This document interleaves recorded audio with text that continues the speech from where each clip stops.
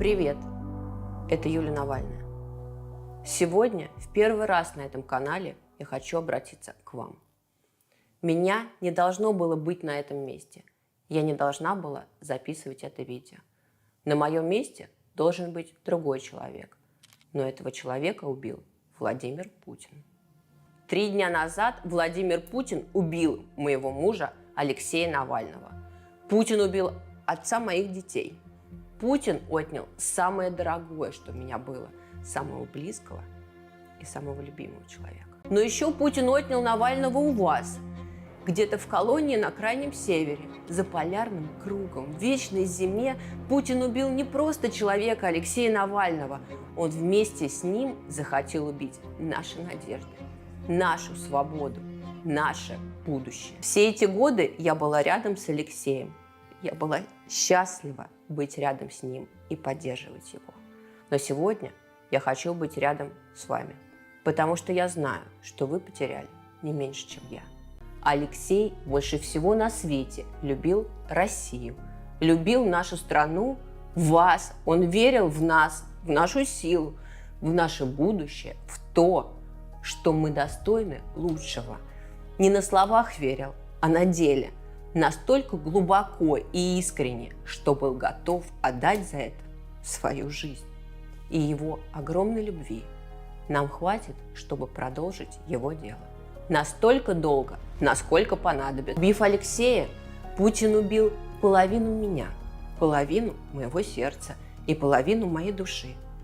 Но у меня осталась вторая половина, и она подсказывает мне, что я не имею права сдаваться. Я буду продолжать дело Алексея Навального, продолжать бороться за нашу с вами страну, и я призываю вас встать рядом со мной, разделить не только горе и бесконечную боль, которая окутала нас и не отпускает. Я прошу вас разделить со мной ярость.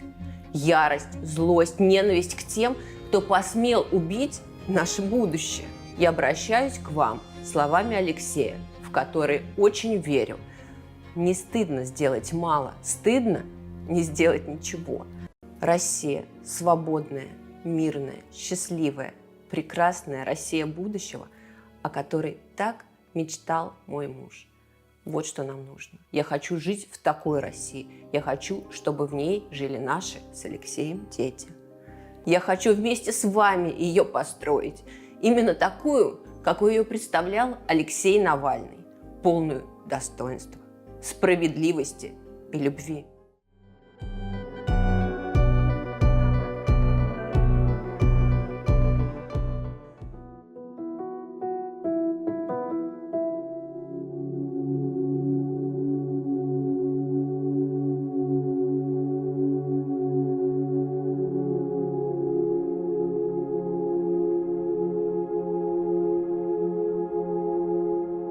The most important thing is how we treat people.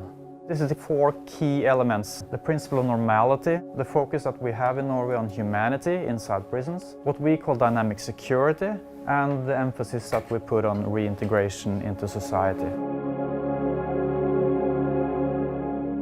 Let's talk a little bit more about Halden then. How do we work and what are the unique things about us?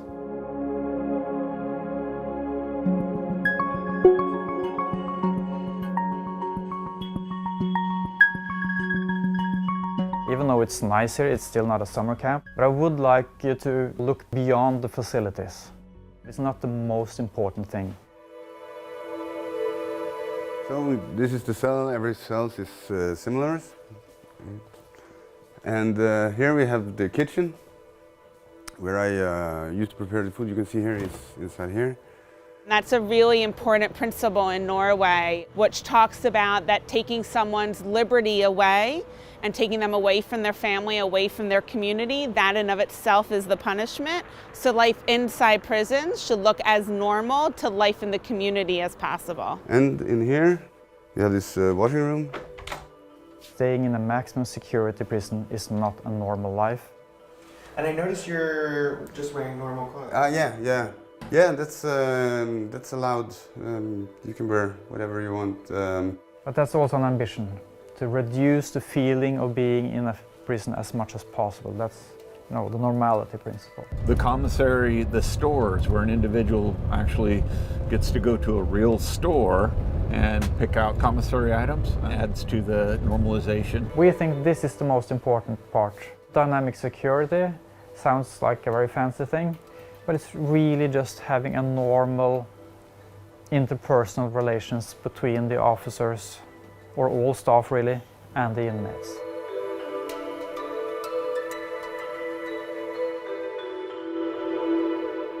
Every inmate has a primary contact officer.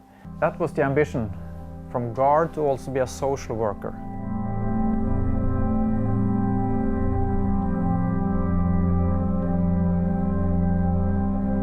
The main subjects at the academy: ethics, psychology, communication technique, criminology, law, human rights. Of course, they do learn self-defense, they do learn extraction techniques, they do learn to work as a team, but that's not, that's not the major components. It's about how do you treat people. I like very much to play games, so I often play cards and stuff with inmates. I know in some states it's forbidden and will have consequences for you if you interact with inmates as a staff member. Quite the opposite here. We expect and demand an interaction between staff and inmates. It's kind of friendship with someone, and to see the progress and see the changes, that's the best with the job. So the officers need to know everything about the system and give advice to the inmates about the future, what steps should they take.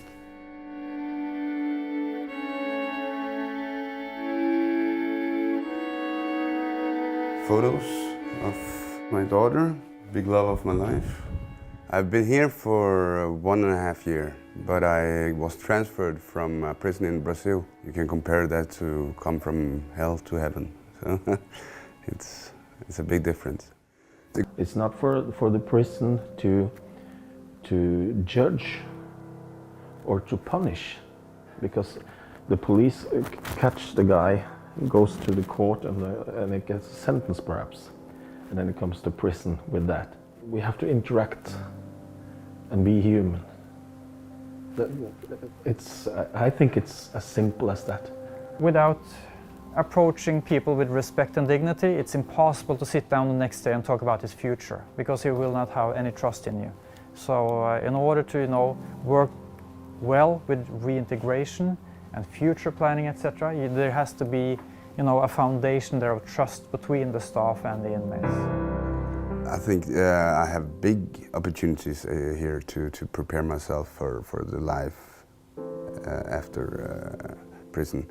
I thought there is still hope, there is still opportunities, to get a good life after getting out. So, yeah.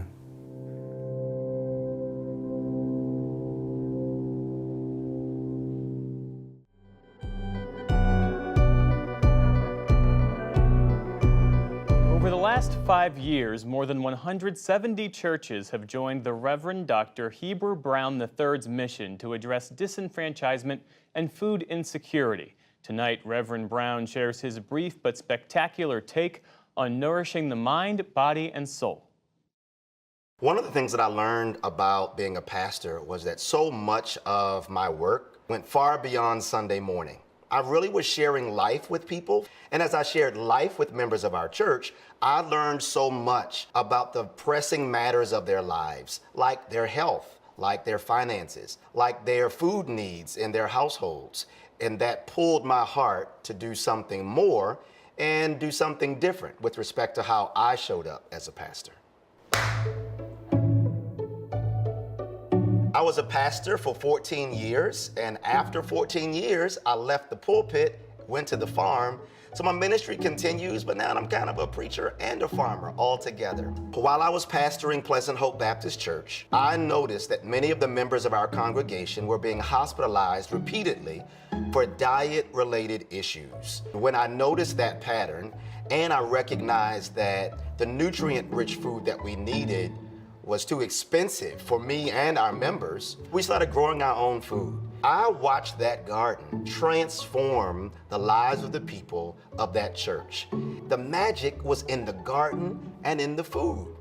I was led to establish a national organization called the Black Church Food Security Network. The church has served as a hub for the African American community, and so it only makes sense to utilize the existing assets of the church in order to address our food and health concerns. Now, we're upwards of 250 member congregations and more than 100 Black farmers in our directory as well. The misconception that the Black community is wholly deficient when it comes to addressing health challenges and food insecurity is a dangerous one, because what I have seen is that in these same communities where there is high prevalence of diabetes and kidney challenges and heart disease, there are also the ingredients to help address and overcome those very challenges. What we do have in Black communities is relationships, heritage,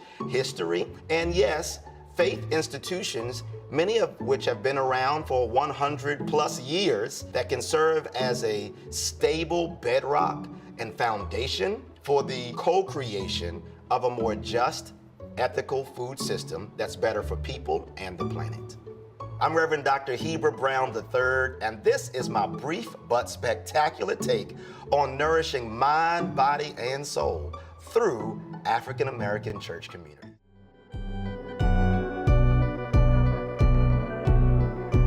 Joining us now by the phone from the hospital, Democratic Congressman Al Green of Texas, who made that stunning appearance to cast a crucial vote in the House. I understand you're still in the hospital. Thank you for having me. I'm in recovery. I have excellent health care providers, and I will recover. Walk us through how this came about, with you rushing from the hospital just after surgery to cast your vote yesterday. I was always going to vote on this piece of legislation. There was never any doubt, because I've always held strong opinions about Mr. Mayorkas, the Homeland Security Secretary. I believe him to be a good, decent man, and I don't want his reputation besmirched in this way. I was looking at the news here in my hospital bed, and I saw that the vote was going to take place. I was a little bit surprised. And when I saw this, I communicated with my chief surgeon, the hospital staff, the administrators, and we had a meeting to talk about whether I could have a furlough. And in the process of going through that, I called Mr. Jeffries, and I explained to him that I intended to make this vote. So I never had any kind of secret plan. I was doing my best to get from a hospital bed over to the floor to cast my vote. So when the vote occurred, I only came for that vote, to be quite honest. So other votes, while they are important, they weren't as important as this one, because I know this man. And when the vote came up, I left the area where I was, and I went up to cast my vote. There was no timing in terms of let's try to get in at a certain point in time. Okay. They pushed me in. I cast my vote, and as I'm sitting there, David Scott was seated next to me, Congressman, and he said, Al, the vote just tied with your vote. That means that they can't impeach him. You didn't realize at the time yours could be the deciding vote? Were you asked by Democratic leadership to try to rush there, or was this part of a broader strategy by Democrats to get you there? Mr. Jeffries, Hakeem Jeffries, was the consummate professional. When I called him, his first concern was my health. And he said to me, Al, your health comes first. I called him, quite frankly, to let him know that I was about to Uber over to the Capitol. And that was going to be my mode of transportation. And he said, well, Al, if you're going to come, we can get transportation for you. So I got the transportation. I never went to his office. I didn't secret myself in some place. I went to the area that Dr. Monahan had set aside for me so that I could continue my health care. And I assured these physicians here that I was going to do this because they were concerned, as I would want them to be, about my leaving the house. Absolutely. Nothing planned, no trickery, just a a person wanting to make sure my voice was heard, my vote was counted, because I understand who Secretary Mayorkas is.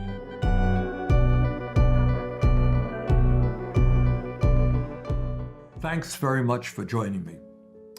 Today I want to say a few words about something that we are not hearing enough about, and that is the scale of the humanitarian disaster that is currently unfolding in Gaza. The war in Gaza began, as you know, with Hamas's horrific attack against innocent Israelis, which ended up killing over 1,200 innocent people and taking more than 200 hostages, 130 of whom are still in captivity right now under terrible conditions.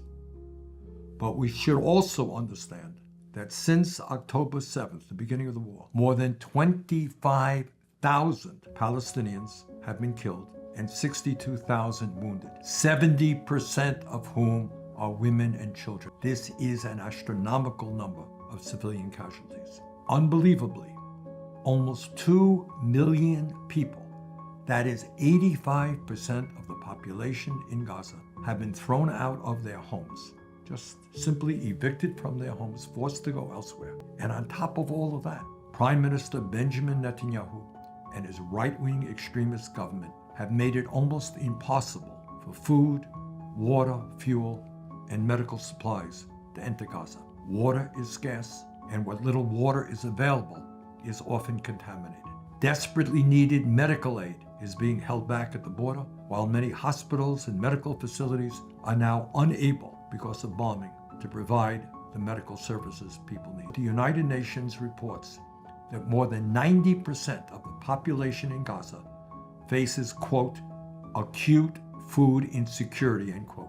And 570,000 people in Gaza are currently facing, quote, catastrophic hunger, end quote.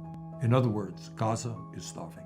Hundreds of thousands of children go to sleep hungry every night, and desperate Palestinians are mobbing the few UN relief trucks that can reach beyond the border crossing.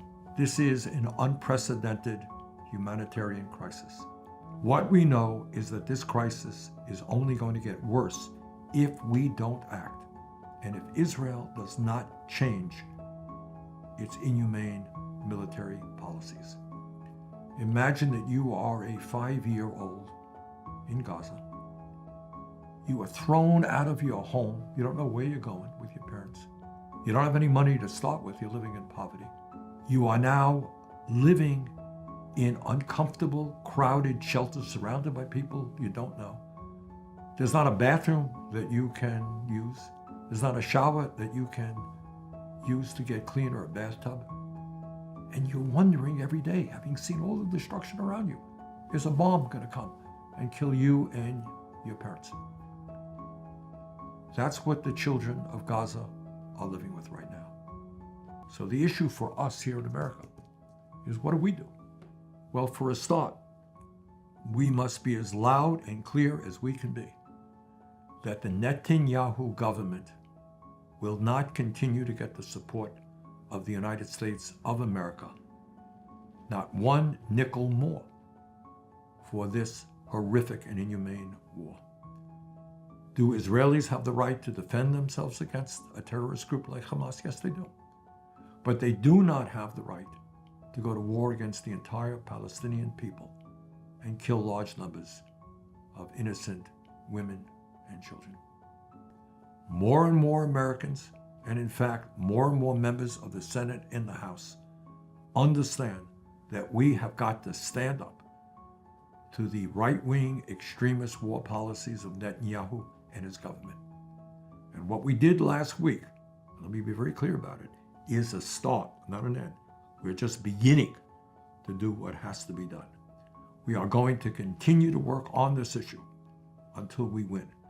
And winning means that we make it clear to Netanyahu that this terrible war has got to end, that there needs to be a two-state solution in the area.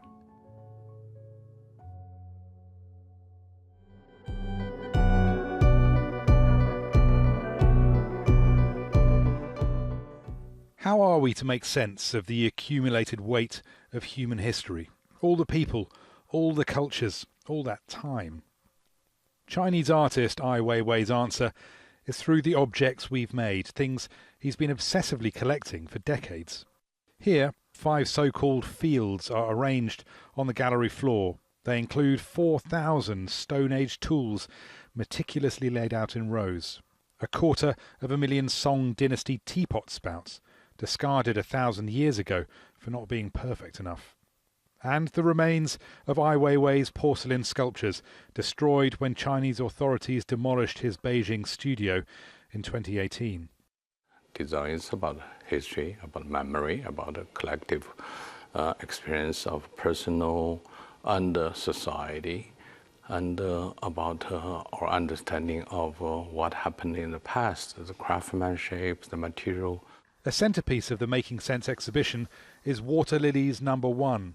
It's an enormous recreation of Claude Monet's famous Impressionist painting, but rendered in Lego bricks. Ai Weiwei is often speaking to us through scale. The sheer number of things, ancient teapot spouts, cannonballs or Lego pieces, tells us about the scope of human history and endeavour. But it's interesting that this avid collector of stuff doesn't actually care that much about the art that he creates. He says he doesn't even look at the final product. It's in the process rather than the thing where he finds life. I think that there's something about Weiwei's method, which is to really understand something. He wants to collect all of them. There's a kind of comprehensiveness and a kind of massive vision at work there. Since he fled China in 2015 after his anti-authoritarian art landed him in jail, Ai Weiwei has made his home in Europe. But his punk ethos makes him a perpetual outsider. You're often described as a dissident artist. I wonder how you feel about that name and where the artist stops and the dissident begins. I may be a dissident, but not just dissident to authoritarian state, but rather to dissident to human unconsciousness and injustice. You know, that is not just happened in one state, but in general condition of the world. As proof of that, another of Weiwei's works here is called Middle Finger, a colourful series of obscene gestures, exuberantly indiscriminate in their targeting. Rory Challens, Al Jazeera, London.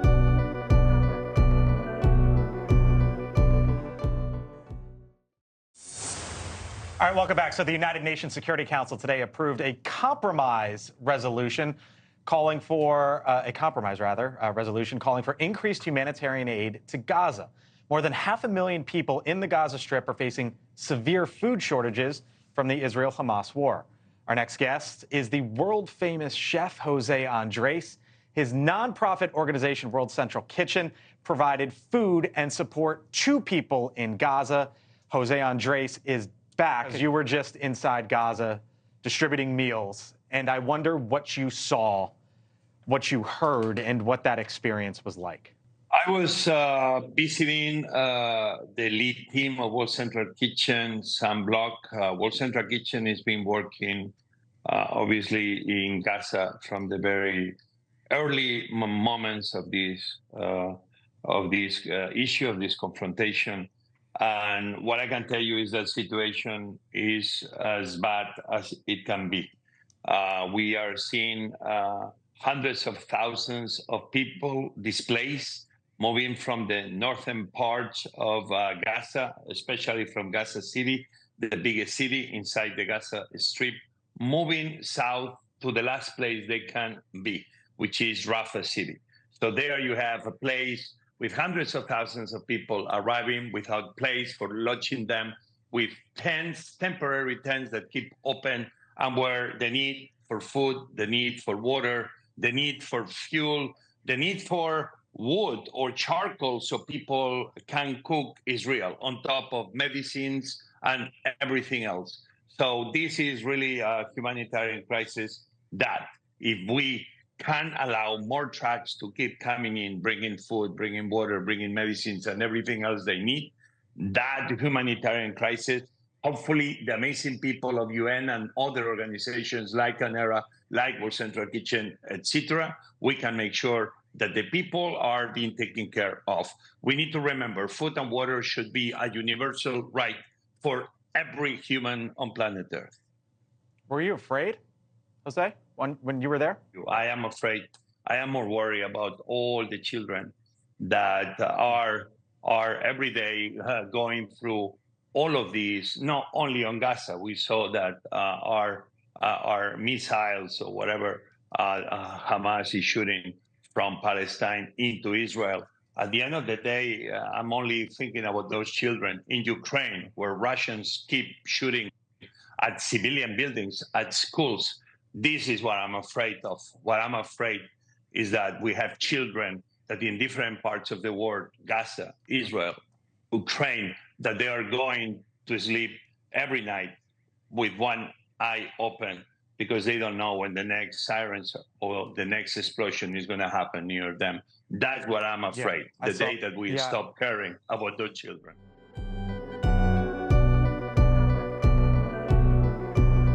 And so when we look at the situation with Haiti, what the administration likes to talk about is this parole program that they've come up with. So when we say you're applying for asylum in Haiti, you're not applying to have asylum in Haiti, but you're in Haiti applying to get asylum and through this parole program to leave Haiti and be able to come to the United States so you can make your asylum claim. First of all, you got to use an app, baby. You got to use an app. So you have to have a phone to get on this app called CBP1. Then it turns out the app, like much of the water system in the airports, it don't recognize Black people. So here you are trying to use this app, which is the only way that you're going to be able to get into this parole process that doesn't recognize your skin, the Haitian person. Then you have to fly into the United States, which means you have to be able to get a passport. How many of the most needing people in Haiti are going to have a passport? When this program came, passports went from $100 to $600 overnight, okay? Then you have to fly and get an airline ticket. You have to have a financial sponsor in the United States that passes a background check. And then when you come into the country, you still are not guaranteed asylum, April. You get 2 years. They're going to let you work. Of course, it takes a year for you to even get that work permit. So you're only going to get 1 year of work. Your family and community has to support you for that year because the government sure is not going to. And then at the end of that year, they could say, you know what, April, sorry, you don't qualify. And it's important to note that because often Haitians do not qualify. In the Sudan, as you indicated, if people want to apply to leave the country, to escape the country, and the U.S. has their passport at the embassy and no one is there at the embassy to give me back my passport so I can get out of here, you've trapped me here. If you are coming through to the Mexico border, you have to apply for asylum in all of the transit countries that have signed on to the Refugee Act, right, and international law. And why it's so terrible, number one, it's against international law. It is against US law. You are allowed to apply for asylum in the country of your choice. You should not be forced to apply for asylum in another country.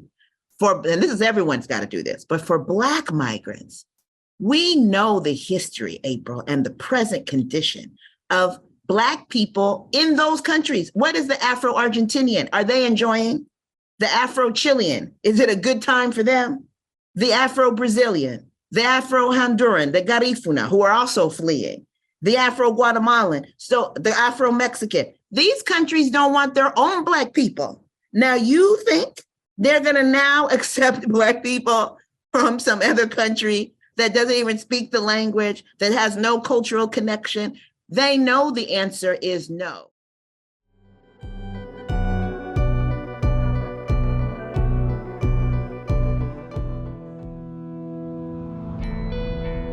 I see things that others do not. A different world. A world that's changed enormously just in my lifetime. My backyard was the Gulf of Mexico. That's where I first fell in love with the ocean.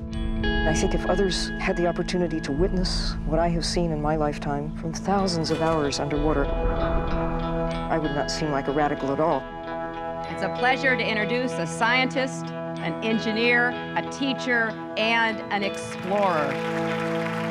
The ocean is dying. All of us, we are the beneficiaries of having burned through fossil fuels. But at what cost? 60 years ago, when I began exploring the ocean, no one imagined that we could do anything to harm it. I saw the after influence of what we can do to the natural world. Think of the world without an ocean. You've got a planet a lot like Mars.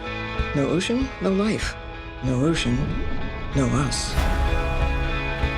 In 1990, she became the chief scientist for NOAA, National Oceanic and Atmospheric Administration. I went to one meeting, and I was never allowed to go again. I feel that I must resign, and as a private citizen, do what I can do with more freedom. She's not afraid to say, you know what you're doing and it's wrong. I really speak for the ocean. If we continue business as usual, we're in real trouble. She's made it her life's purpose to make sure everybody else understands what's going on. Sylvia has a wish for the planet, what she calls her Mission Blue. Protect the ocean in the same way we now protect the land. I wish for a global network of marine protected areas to save and restore the ocean.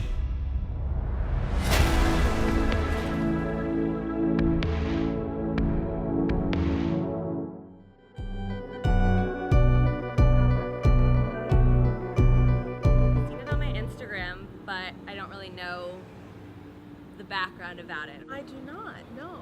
No, I don't know what tapping therapy is. Like, no. I think it's zen and relaxing. So you'll just repeat after me. Okay. All right, so we're gonna take a deep breath. Doing a tap for anxiety. Even though I'm feeling anxious, I deeply and completely accept myself. Tapping stands for Emotional Freedom Technique. It's this really beautiful technique that I kind of refer to as acupuncture without the needles, because we're working with different pressure points on the body. Each pressure point represents a different organ or channel in the body, and those organs each have an emotion attached to them. By doing these little gentle taps on the body while talking about the thing that's distressing to us, we can clear those blockages and go back to a baseline. The way I do it is we tap on like whatever the negative thought is, kind of like sweeping the dirt out from under the rug. And then we can just kind of let whatever is supposed to enter. We start here, this outside of the hand. This is the small intestine channel. The small intestine is associated with like different feelings, but like a big one is grief. Anytime you're feeling the urge to go have a cigarette, you just say, even though I want to smoke, I deeply and completely accept myself. I really want to smoke. I keep thinking about smoking until that thought kind of disappears. There's a little bit of magic in it that we can just do this for a few sessions and suddenly like limiting beliefs we've had about ourselves forever are just gone. It's not that we can't remember them, we're just not activated. So that's like an important distinction. Feels good. I feel like it changes eventually the vibration of your body.